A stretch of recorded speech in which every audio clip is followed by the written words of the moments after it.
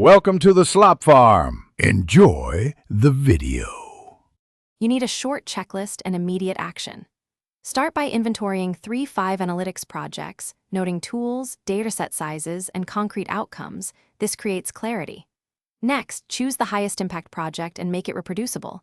Clean code, a clear README, and one shareable visualization.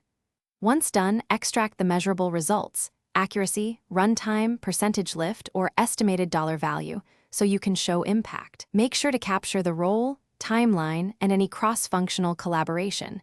This gives recruiters actionable evidence, not vague claims. Now you write the project entry for your resume and portfolio. Begin with a compact headline that states the outcome and a key metric. Reduce churn 12% or $15,000 saved, so readers get value at a glance. Then explain how. List tools, model type, validation approach, and any automation or pipelines you built. This justifies your claim.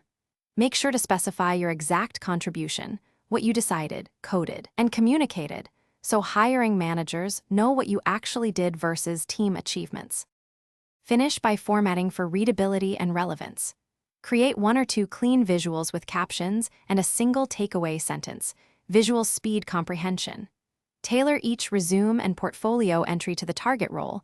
Prioritize the tools and outcomes that match the job description and include relevant keywords. Once done, link to reproducible code or a short demo. If reviewers still ask questions, apply the key troubleshooting tip.